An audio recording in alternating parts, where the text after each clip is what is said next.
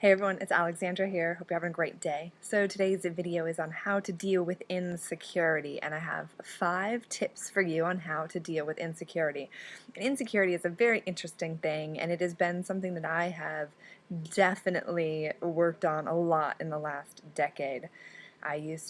People never used to think I was insecure, but I was totally insecure.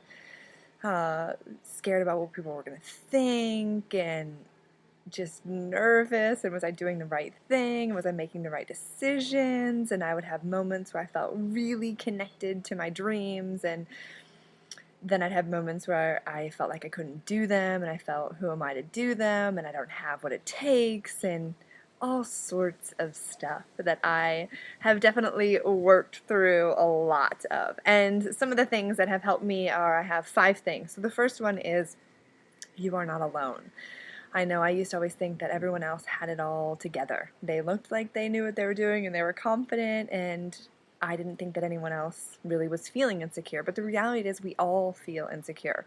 We all have moments where we feel insecure, maybe days or sometimes years where we feel insecure. It is just part of the process, and especially when you're pushing your edges, you're going to feel more insecure more often because you're doing new things and there's new things to learn. So you potentially will have to work with the insecurity, and just know that you are not the only one who feels insecure. I know that I felt really relieved when I realized, okay, I'm not the only one. Everybody has it. Even super successful people have moments of insecurity. So you're not alone. And the second one is to challenge your thoughts. And I think this is a really, really important thing to do, to challenge your thoughts. What are you thinking about yourself? Are you thinking that you're not smart enough, you're not good enough? And something that I do when I'm feeling like I feel gripped by maybe a negative thought, I think of having 100 people in a room. And would every single one of those people in the room say that I'm not good enough, or that I'm not smart enough, or I'm not a great cook, or I'm not a great writer, whatever it is, would every single one of those people say, yes, I agree with that? And what happens when I do that is that I get perspective. I realize that, okay, this is just my perception of it right now. This is just my thought on it, but somebody else could think that, I'm an amazing chef, or I'm an amazing writer, or I'm an amazing gardener, whatever it is. And I think it's just really important to gain perspective, just broaden the vision.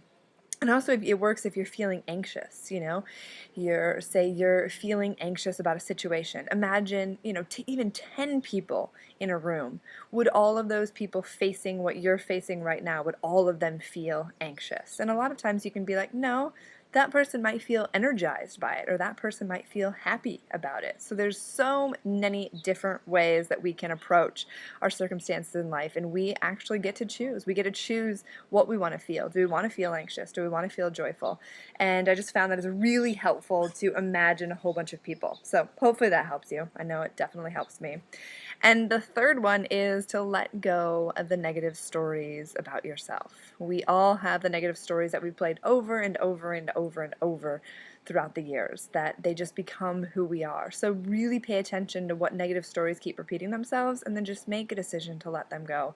Don't keep saying that you're not good at this, you're not good at that, you're bad at relationships, or whatever it is. Just stop it. Anytime that you notice it coming up, just say, okay, great, there's my old story, and this is my new story. This is how I want to experience and be in the world. So choose more empowering stories. And I know it can be challenging when you're in the throes of a negative story, but be committed and be disciplined to say, yes, I'm feeling it, and I totally want to go down into victimhood, but I'm not going to. I'm going to stay empowered, and I'm going to keep moving forward on this positive story that I want to have for myself in my life, because we can create any story that we want. There's so much power that we have.